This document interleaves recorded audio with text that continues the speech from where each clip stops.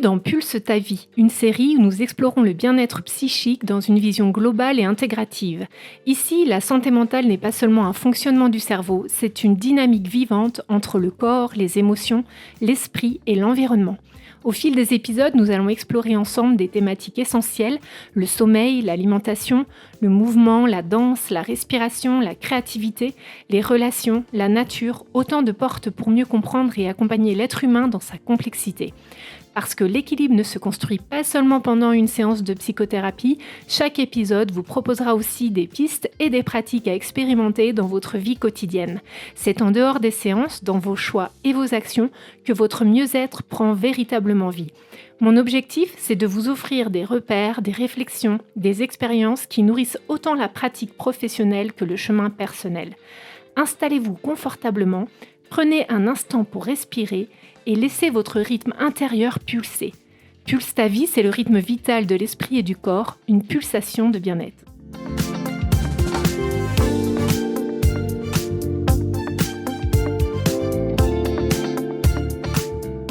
Aujourd'hui, j'ai le plaisir de rencontrer Alban Louesdon, une professionnelle du sport santé dont le parcours se distingue par la combinaison d'expertise physique, d'engagement opérationnel et d'accompagnement humain. Alban, bonjour. Bonjour Emmanuel. Tu es coach sport santé et conseillère en nutrition. Tu t'appuies sur une formation structurée, c'est-à-dire une licence STAPS, une formation sport santé, le brevet d'état en natation et un certificat de conseillère en nutrition obtenu à l'école 5.3. Ton activité créée en 2021 à Pléneuf-Valandré repose sur une approche globale, c'est-à-dire activité physique adaptée, renforcement musculaire, mobilité, pilates, rééquilibrage alimentaire. Tu interviens auprès d'adultes, de familles et de publics ayant des besoins spécifiques avec une logique de prévention et d'autonomisation. À cette expertise s'ajoute une dimension essentielle de ton parcours. Tu es sapeur-pompier professionnel. Cette expérience opérationnelle te donne une connaissance fine des exigences physiques, de la gestion du stress, de la prise de décision en situation d'urgence et du travail en équipe. Elle nourrit également ta manière d'accompagner les personnes avec une attention particulière à la sécurité, à la progressivité et à la capacité fonctionnelle. Ton engagement dépasse le cadre professionnel puisque, en tant que mère d'une enfant concernée par la microdélétion 22, tu t'es investie dans l'association Génération 22. Tu as organisé des groupes de parole et participé à des actions solidaires pour sensibiliser et soutenir les familles. Cette expérience te donne une compréhension concrète des parcours de santé complexes et des besoins d'accompagnement global. Enfin, nous avons la chance, toutes les deux, de nous retrouver sur le groupe de travail du réseau aidé, porté par la CPTS Penthièvre, qui vise à prévenir, accompagner et soutenir les professionnels de santé épuisés par leur travail. Tu y animes des ateliers auprès des soignants pour les aider à trouver un équilibre dans leur corps et dans leur assiette. Et aujourd'hui, tu relis expertise technique, pédagogie, expérience de terrain et engagement associatif pour proposer un accompagnement cohérent, structuré et humain. Alban, est-ce que cette description correspond à ton parcours, à la manière dont tu souhaites être présentée, ou est-ce qu'il y a des choses que tu souhaiterais rajouter ? Non, merci Emmanuel, c'est une description plutôt très complète. Merci pour ton invitation. Donc nous allons commencer par parler de la nutrition. Manger, se nourrir, pour moi en tout cas, c'est la promesse d'un plaisir hédonique, et pourtant c'est aussi aujourd'hui un problème. Qu'est-ce qui, toi, Alban, t'a donné envie de travailler sur cette question de la nutrition ? Alors, en effet, c'est d'abord ma vie personnelle qui m'a orientée vers la nutrition et surtout la maladie. Je pense que c'est un point commun qu'on retrouve chez pas mal de personnes qui s'intéressent à la nutrition. On se rend compte que souvent, c'est la maladie qui les a amenés à s'interroger. Et la deuxième chose, c'est que quand on se penche un petit peu sur l'alimentation et qu'on se met en pratique tout ce dont on apprend, on se rend compte que l'alimentation a des super pouvoirs et tout de suite, ça motive pour aller chercher un petit peu plus loin et apprendre un peu plus de choses. Et quelles sont les problématiques que tu rencontres ? Qu'est-ce que te demandent les personnes que tu vois et qui peuvent être du coup accompagnées avec ces super pouvoirs de l'alimentation ? Alors, la plupart du temps, justement, les gens viennent me voir plutôt pour une perte de poids. Le problème de venir avec une motivation qui est la perte de poids, c'est qu'une fois qu'on a perdu le poids, ça peut perdre un petit peu de son intérêt de continuer de se pencher sur l'alimentation. Souvent, j'ai tendance à les orienter sur une motivation qui est la santé. parce que ça, en fait, c'est tout au long de sa vie. Et ça permet de maintenir un petit peu ses connaissances à jour aussi au fur et à mesure. Et c'est plutôt efficace d'aborder l'accompagnement sur plutôt une thématique santé. Malgré tout, ça n'empêche pas la perte de poids, évidemment, ça va être associé. Les problématiques que je rencontre aussi souvent dans la motivation, c'est que les personnes ont tendance à trouver que il faut en effet garder le plaisir. Et ils ont l'impression que parce qu'on va pratiquer du rééquilibrage alimentaire, on perd la notion de plaisir. Or, c'est une erreur de penser ça. On peut vraiment garder la notion de plaisir dans l'alimentation, dans le rééquilibrage alimentaire. Et du coup, ils ont souvent cette tendance à dire bon, c'est exceptionnel, et on se rend compte que c'est plus exceptionnel et c'est très régulier puisqu'ils vont prononcer ce mot-là plusieurs fois dans la séance, par exemple. On va dire que c'est les deux problématiques principales que je peux rencontrer au sein de l'accompagnement. Ce que tu veux dire, c'est que quand des personnes te disent c'est exceptionnel, elles te parlent de leur écart alimentaire et elles te disent que ce sont des exceptions. Et ce que j'ai l'impression d'entendre, c'est qu'il ne faut pas faire ces exceptions, ces écarts. C'est que si vraiment on veut pouvoir changer un petit peu son mode d'alimentation, on pourra avoir de l'exceptionnel. Mais au quotidien, on est quand même obligé d'avoir une certaine rigueur et de rester dans ce rééquilibrage alimentaire. Et ce que je note, c'est que souvent, en fait, la réponse, c'est exceptionnel et qu'on l'entend tellement souvent qu'on se dit finalement, c'est peut-être pas si exceptionnel que ça. C'est souvent ce qui se passe, en fait. Du coup, ça nous amène à la difficulté des personnes à suivre les conseils ou les exercices. C'est de rester dans un équilibrage sain, etc. Mais est-ce qu'il y a d'autres conseils que tu apportes et qui mettent en difficulté les personnes ? Quelles sont les difficultés qu'elles rencontrent ? Les difficultés qu'elles rencontrent, on était sur la première idée, il y avait la motivation, forcément. Mais globalement, dans les conseils que je donne, en fait, c'est très variable parce que c'est très adapté aux gens que j'ai en face de moi, en fonction de leur mode de vie, du temps qu'ils ont pour manger, de pas mal de choses. Les conseils, ils sont assez faciles à mettre en pratique une fois qu'on s'est adapté à la personne qu'on a en face. Je vois pas tant que ça dans l'application des difficultés.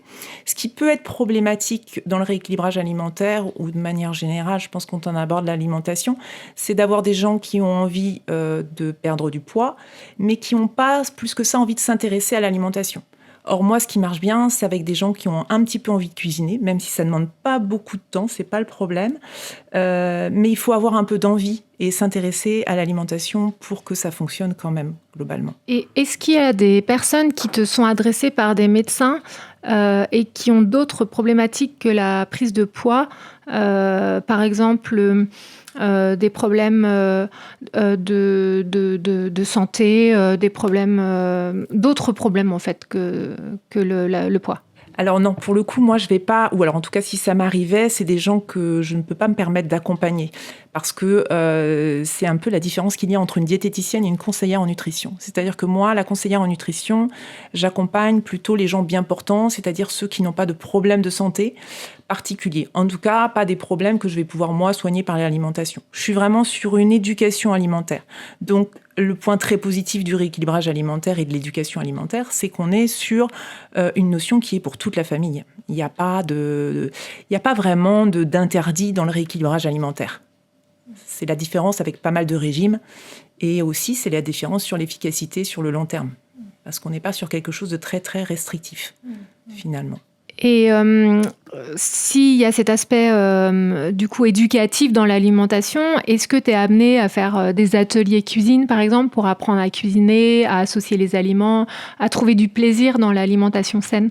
Alors, atelier cuisine, je n'en fais pas, pour plusieurs raisons. Déjà, il faudrait avoir les locaux adaptés, etc., pour pouvoir accueillir des ateliers. Que je n'ai pas. Et j'estime que par ma formation, par contre, je n'ai pas de compétences culinaires plus que ça. Par contre, comme je m'y intéresse, évidemment, j'ai beaucoup de recettes, beaucoup de choses que j'adapte aussi, des recettes de base que je modifie pour que ce soit, d'un point de vue santé, plus acceptable, on va dire. Donc, je partage beaucoup de recettes dans mes accompagnements.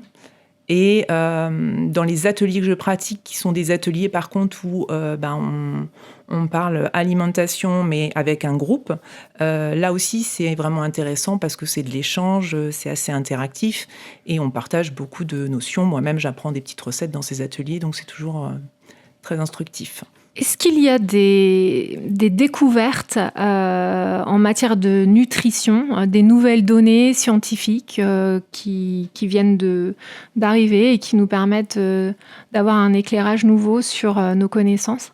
Alors, des données scientifiques, c'est vrai qu'il y a quand même beaucoup d'études.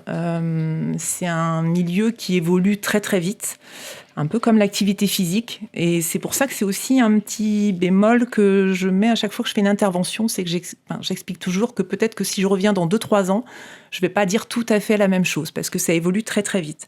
Aujourd'hui, ce dont on se rend compte, en tout cas, c'est qu'au niveau européen, la plus grosse carence, contrairement à ce qu'on peut penser, ce sont les fibres. Et c'est vraiment lié à l'alimentation ultra transformée, qui fait que cette alimentation, eh bien, en fait, elle nous donne une carence en fibres. Et ça a des conséquences d'un point de vue santé globalement. On sait aussi, par les dernières études en tout cas, qui datent un petit peu, mais qui sont peut-être connues aujourd'hui, que les seuls vraiment acides gras qui soient nocifs pour la santé, ce sont les acides gras transformés. Et c'est des acides gras qui font pas mal de dégâts aussi sur la santé. Et il est important de le préciser parce qu'en général, c'est pareil, d'un point de vue européen, on est plutôt sur une consommation avec un excédent de glucides.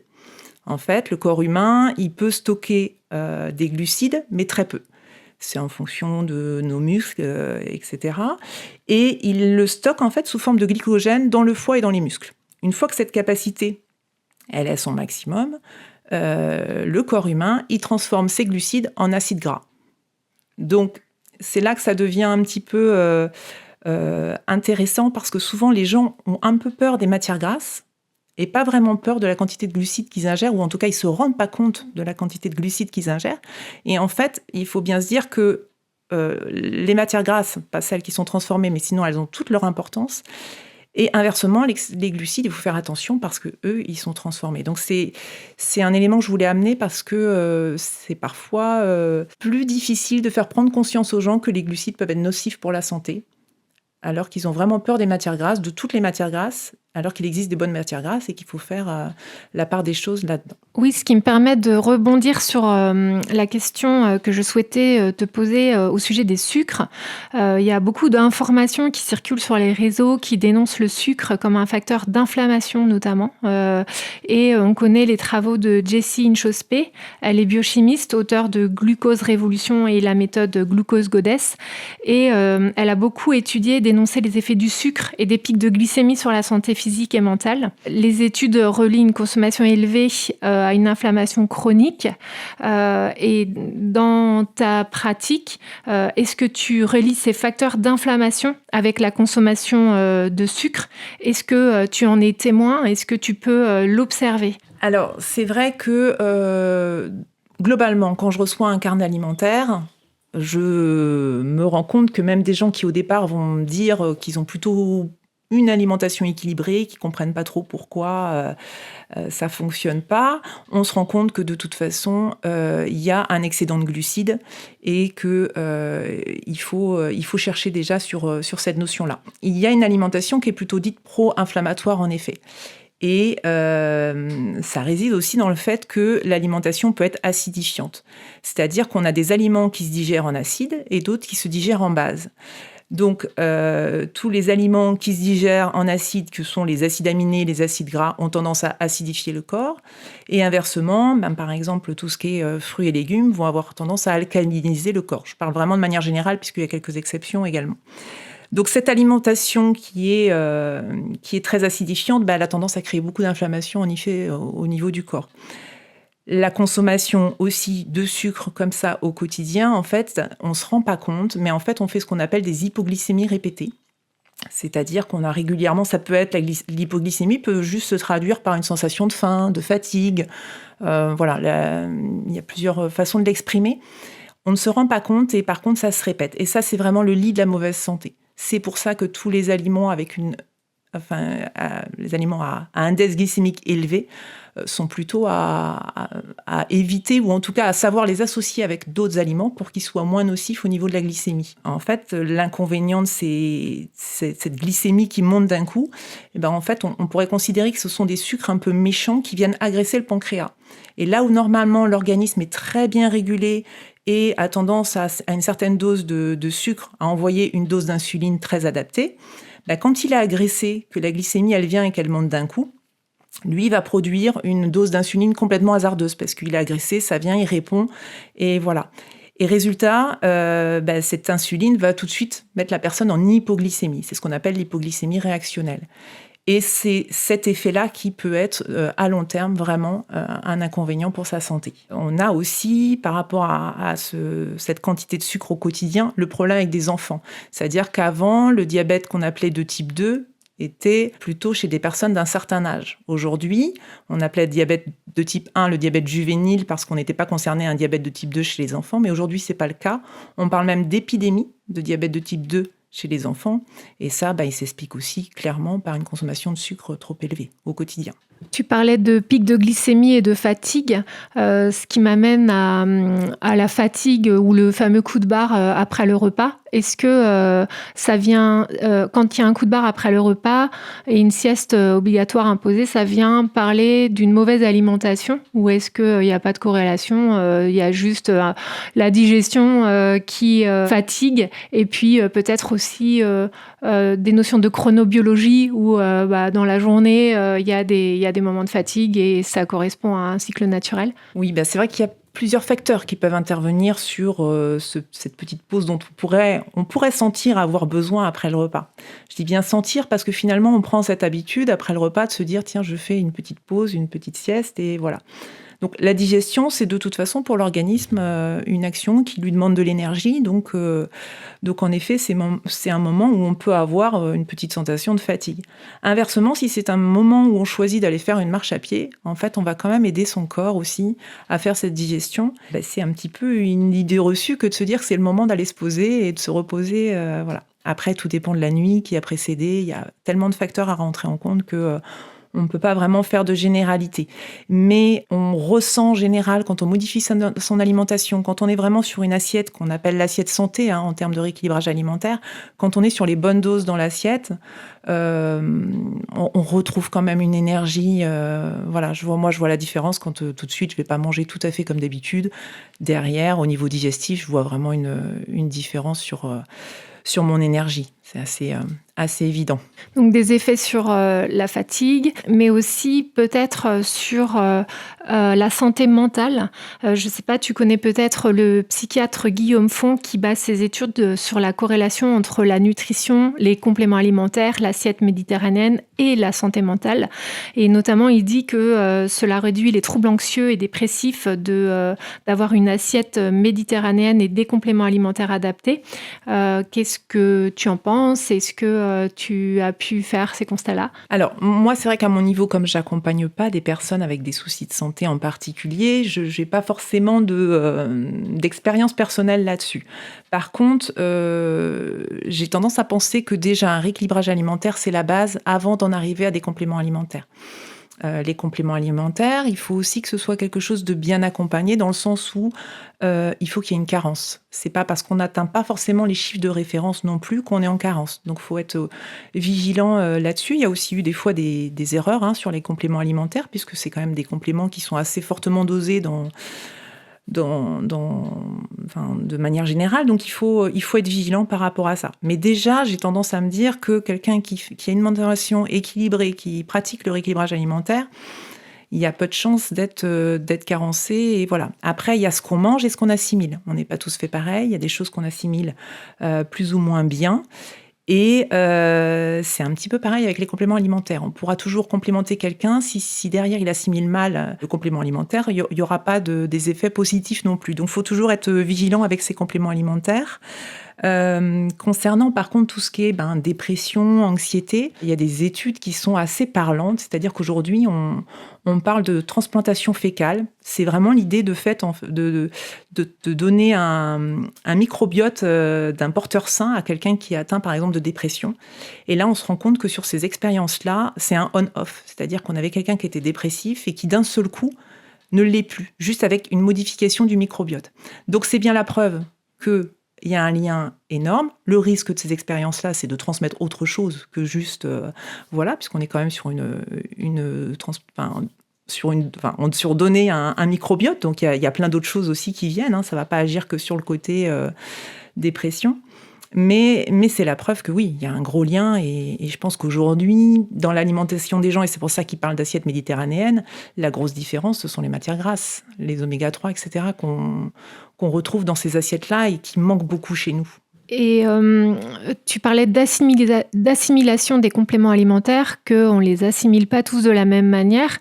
De quoi ça dépend, l'assimilation ? Est-ce que j'avais entendu parler de porosité intestinale, de choses comme ça, et liées à des candidoses. Je ne sais pas si c'est répandu, peu fréquent ou quoi, mais est-ce qu'il y a des liens à faire, lesquels, comment on peut mieux optimiser l'assimilation des compléments alimentaires? En fait, ça, c'est une question qui n'est pas évidente parce qu'en effet, là, ça va être très personnel. On peut avoir des problèmes de dysbiose intestinale, on peut avoir des problèmes de porosité, etc. Donc là, c'est toute une partie qui n'est pas mon domaine. Par contre, on a des diététiciennes qui sont très bien et qualifiées dans ce domaine. Je crois même qu'on en a sur Play9. Enfin, vraiment, on peut trouver des personnes très qualifiées. Et là, ça devient intéressant parce que, justement, prendre des compléments alimentaires, c'est une chose. Et s'assurer qu'ils sont efficaces, c'est encore mieux. C'est un coût quand même en plus, donc ça devient intéressant. L'assimilation, oui, elle est vraiment liée un peu à la qualité de notre microbiote, du tube digestif et de tout ce qui va faire que ça va plus ou moins passer à travers les parois, quoi. J'ai regardé un reportage sur les zones bleues. Ce sont ces zones où les gens vivent centenaires. Et il y est dit que toutes ces zones ont en commun, entre autres, le fait d'avoir des assiettes végétariennes. C'est quoi ta position sur le végétarisme ? Alors, ma position sur le végétarisme, c'est que c'est un choix. Donc, c'est quelque chose que je ne juge pas du tout, que je respecte. Alors, c'est un choix parfois éthique, parfois c'est un choix financier.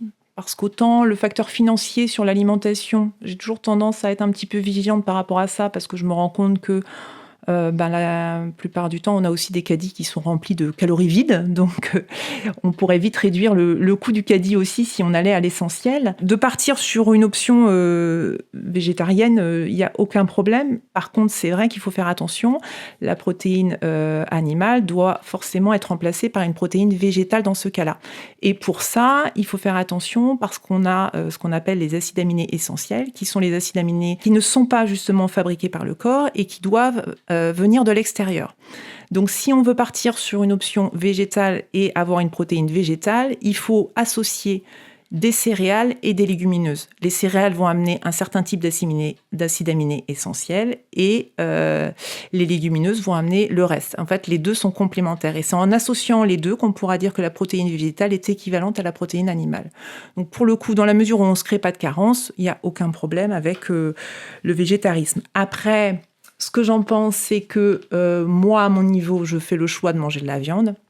Je fais peut-être le choix de manger de la viande un peu moins souvent, mais plutôt de bonne qualité. C'est-à-dire, je vais être regardante sur la façon dont sont élevés les animaux.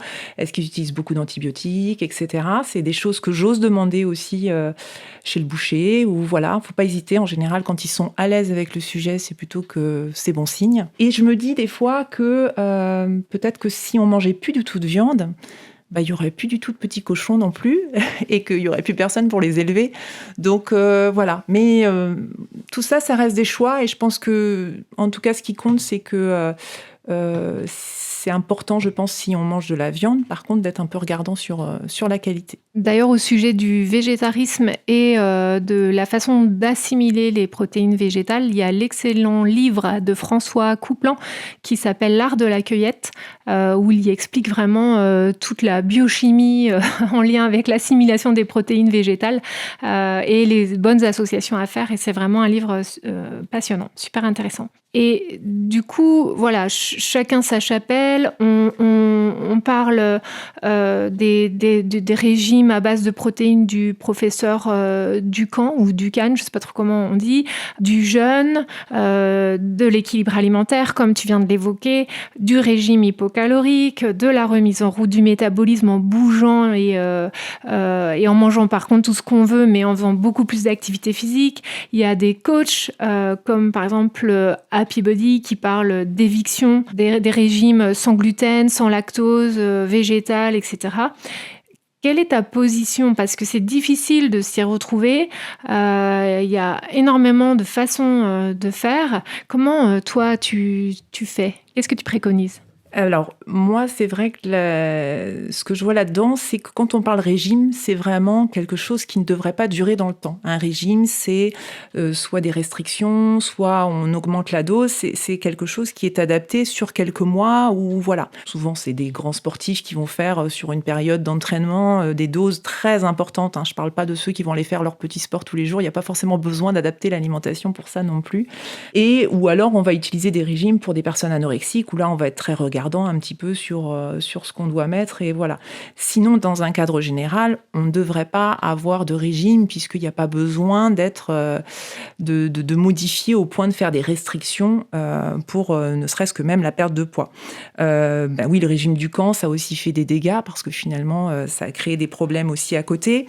Je crois que le meilleur moyen de ce que je connais aujourd'hui, de rester sur quelque chose qui ne crée pas derrière de problème, c'est de rester sur l'alimentation suffisamment diversifiée pour pas rencontrer de problème et puis pour pas créer de frustration en fait, parce que tout régime souvent peut entraîner de la frustration, du stress.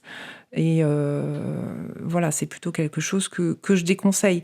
Après, dans l'idée de bouger beaucoup pour manger tout ce qu'on veut, c'est quelque chose que je ne suis pas du tout, puisque j'estime... En fait, je suis pas regardante que sur le poids, je suis regardante sur le côté santé. Et si on ingère des aliments ultra transformés, qu'on aura beau se dépenser à côté, les dégâts pourront quand même être là. Donc, je suis pas du tout partisane de cette théorie-là, en tout cas. Après, concernant le gluten, c'est un souci. C'est un souci aujourd'hui. C'est pas tant le gluten le problème, c'est le gluten moderne le problème. C'est le gluten qui a été modifié quand il y a eu l'industrialisation, qu'il a fallu faire des pains avec des machines et il fallait quelque chose de très résistant pour résister à ces machines et à toutes les étapes de fabrication. Et aujourd'hui, alors on a des personnes qui sont réellement intolérantes, qui peuvent pas. Donc ça, la question, elle se pose pas. Et on a des personnes qui vont avoir des symptômes qu'ils arrivent à gérer plus ou moins. Et là, j'aurais tendance à les envoyer vers des céréales anciennes, en fait, là où le gluten n'a pas été modifié. On prend le petit épeautre, voilà, il y a pas mal de pains comme ça qui sont assez intéressants et souvent il y a un critère de qualité, c'est des gens qui le fabriquent avec du levain, etc. On a des très bonnes adresses ici, hein. Il y a le petit Fournil à la couture, voilà, c'est quand même plaisant de voir qu'il y a encore ce genre de personnes qui travaillent le pain à la main et avec des ingrédients de qualité. Donc j'aurais tendance à dire que pour des gens qui ont, alors encore faut-il être réaliste des symptômes qui sont liés à ça, mais parfois ça peut être des migraines, des choses comme ça. Et le fait de pouvoir aller vers les céréales anciennes, ça évite aussi de totalement supprimer le gluten, puisque peut-être qu'à la base, c'est pas tant le gluten le problème, mais le fait qu'il ait été modifié. Et donc, du coup, on peut se permettre de tourner vers des aliments un petit peu plus qualitatifs, en fait. Par contre, concernant les calories, c'est important d'en parler aussi. Aujourd'hui, on ne doit pas compter les calories. Donc, à moins, là, toujours pareil, des problèmes médicaux, etc., des grands sportifs ou des problèmes d'anorexie. Mais sinon, de manière générale, les calories ne se comptent pas. Pourquoi ? Parce que si je prends une cuillère à soupe de purée d'amande et une cuillère à soupe d'une pâte à tartiner quelconque, il y en a un, je vais avoir... ça va peut-être être les mêmes nombres de calories dans mes 2 cuillères à soupe, sauf qu'il y en a un, j'ai que de la calorie vide. J'appelle ça de la calorie vide dans la mesure où elle n'apporte aucun nutriment pour l'organisme, alors qu'inversement, à côté, ma cuillère à soupe de purée d'amande, elle va m'apporter des nutriments à côté pour l'organisme. Et c'est quand même bien le premier objectif de l'alimentation, c'est bien d'amener des nutriments à l'organisme pour que justement il puisse faire toutes ses activités, etc. Donc je sais que le discours aujourd'hui, on sait que c'est contre-productif d'aller peser ses assiettes, etc. D'où l'intérêt d'une assiette santé qui précise bien que il faut tant de parties de fruits et légumes, de protéines, de féculents et de la matière grasse. C'est assez précis et à la fois assez vague parce qu'on parle juste de diviser l'assiette en fait, et ça se fait très très bien. Qu'on soit un enfant ou un adulte, ça marche plutôt bien. Est-ce que tu penses qu'en fonction des âges de la vie, il faut adapter l'alimentation? Par exemple, on sait qu'il y a des âges charnières à l'adolescence quand on grandit, on peut prendre rapidement du poids ou alors, pendant la grossesse, à la ménopause ou périménopause. Est-ce qu'il faut, faire particulièrement attention? Alors, c'est vrai que l'assiette santé, par exemple, en elle-même, là où chez un adulte, on dit une demi-assiette de fruits et légumes, un quart de protéines, un quart de féculents et les matières grasses. Donc, en effet, il est plutôt conseillé d'adapter son alimentation, c'est-à-dire que quand on vieillit, en général, le métabolisme se modifie un petit peu. C'est pour ça que l'assiette santé de l'enfant et de l'adulte sont pas tout à fait la même. Concernant la grossesse, il n'est pas forcément question de manger plus. Par contre, c'est vrai que ça devient intéressant de manger mieux. On sait à quel point c'est intéressant pour le futur bébé d'avoir une alimentation saine pendant la grossesse. Et après, là, on rentre un peu dans mes limites, puisque c'est vrai que c'est pas forcément des gens que j'accompagne non plus. Je peux les accompagner plutôt en postpartum. Et la ménopause, on a aujourd'hui cette notion qu'en moyenne, la femme aurait tendance à prendre 10 kilos. Alors, c'est une moyenne, mais quand même. Alors, des fois, ça peut dépasser un petit peu. Alors là, c'est sûr, ça dépasse mes compétences, parce que il y a toute une partie hormonale qu'on maîtrise pas et qui est pas forcément évidente. Moi, maintenant, ce que j'ai tendance à conseiller, vu vraiment de l'extérieur, en fait, c'est de se dire que l'assiette santé, elle a quand même un gros avantage aussi, c'est que si on la respecte, elle est équilibrée entre l'alimentation qui est plutôt acidifiante et alcalinisante. Et ça, c'est important sur les effets de la ménopause aussi. Donc, c'est l'avantage du rééquilibrage alimentaire, en fait. C'est qu'à partir du moment où on fait quelque chose d'équilibré au quotidien, même si, pour le coup, il y a une exception de temps en temps, une réelle exception, on est plutôt sur quelque chose qui va être bien et utile. Peut-être que de maintenir son activité physique aussi en vieillissant est intéressante. Parce que c'est vrai qu'on a tendance aussi, plus on vieillit, à faire des activités plus douces, plus d'endurance et pas forcément mettre d'intensité. Or ça peut être très important aussi pour la personne qui a un métabolisme qui commence à ralentir ou voilà. Donc oui, je pense qu'il faut quand même adapter, mais voilà, vraiment l'assiette santé, elle nous suit du plus jeune âge jusqu'au bout, j'ai envie de dire. Du coup, on va faire un deuxième podcast toutes les deux sur l'activité physique, mais j'en profite quand même pour te demander maintenant, à la ménopause, est-ce qu'il y a des activités physiques qui sont plus recommandées? En fait, plus on vieillit, plus on pense que il faut préserver son cœur, etc. Mais au contraire, il faut aussi l'entraîner à une certaine intensité. Et le travail en intensité n'a pas forcément derrière les mêmes effets qu'un travail d'endurance. Donc, il faut les deux, j'ai envie de dire. Le renforcement musculaire, il est très important parce que passer, j'ai envie de dire, allez, je vais être sympa, on va dire 30 ans, même si je pense que c'est avant, on commence à perdre de la masse musculaire. Donc en fait, cette activité de renforcement musculaire qu'on va faire, elle va quelque part être transparente parce qu'on ne va pas gagner en masse musculaire. Mais en fait, on va lutter contre la perte de masse musculaire. Donc oui, c'est des activités qui sont très très importantes pour la suite. Et la masse musculaire, en termes de longévité au niveau de sa vie, c'est très important. Parce que c'est pareil, si on ne veut pas se retrouver trop jeune dans des EHPAD parce qu'on est tombé, qu'on n'arrive pas à se relever, parce qu'on n'a pas les muscles pour se porter, etc., c'est des choses qu'il faut avoir à l'esprit. Le renforcement musculaire, c'est quand même très, très important pour notre squelette, donc essentiel. Est-ce que tu as un souvenir d'accompagnement en nutrition qui t'a marqué et que tu souhaiterais partager avec nous? Non, j'ai pas vraiment de souvenir en particulier. Je sais aujourd'hui que là où je prends quand même beaucoup, beaucoup de plaisir, c'est quand j'ai des groupes, quand j'ai des ateliers, c'est-à-dire des petits groupes de 8, 10 personnes des fois. C'est quand même très dynamique comme accompagnement parce que tout le monde amène un petit peu ses informations. Et voilà, c'est juste quelque chose qui me plaît beaucoup. J'apprends également beaucoup dans ces ateliers. Donc j'ai une tendance à préférer, c'est vrai, le collectif comme ça qui est un petit peu plus dynamique et sympa. Mais en général, les accompagnements se passent plutôt bien. Et si on a besoin de te contacter, où est-ce qu'on peut te trouver? Alors, on peut trouver, je pense, mon contact de toute façon sur Google par rapport à mon auto-entreprise ou alors sur mon adresse mail alban.coach@gmail.com. Voilà, tout simplement. Merci Alban, c'était un moment très agréable, ce partage. Est-ce que tu as un petit mot de la fin ? Oui, alors mon petit mot de la fin, déjà, parce que j'en ai pas parlé du tout dans l'intervention et ça me paraît essentiel, j'aurais voulu parler hydratation et bien dire aux gens que quand j'accompagne, je commence par là parce que c'est l'essentiel. Donc voilà, ça me paraissait utile de le dire. Et sinon, le petit mot de la fin, ce serait de dire que le rééquilibrage alimentaire, c'est intéressant, c'est quelque chose qu'on peut tenter en famille.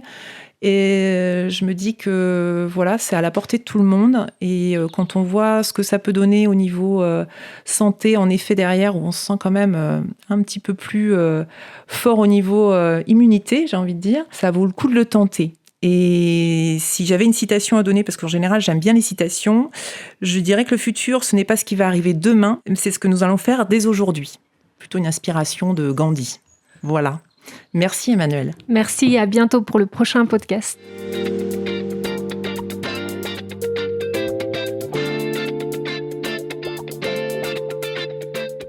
Nous arrivons au terme de cet épisode consacré à la nutrition.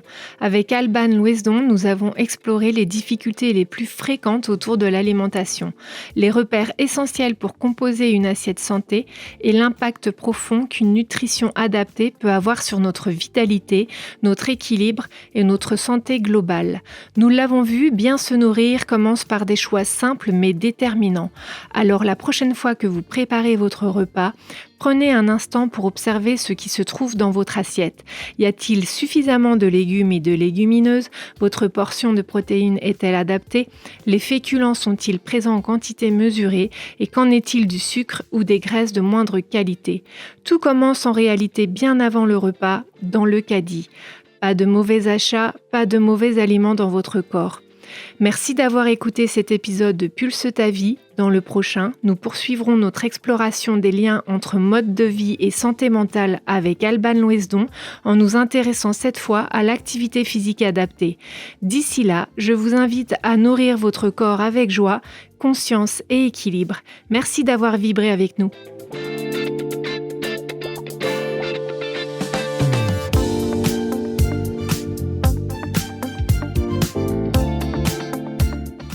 Pulse ta vie est un petit podcast local, simple et sans prétention, mais toujours de qualité, pour créer votre équilibre au quotidien et explorer votre corps, votre esprit, vos émotions et votre environnement. Chaque épisode vous donne des clés pour nourrir votre vitalité et faire pulser votre mieux-être en complément des séances de psychothérapie. Installez-vous, respirez et pulse ta vie.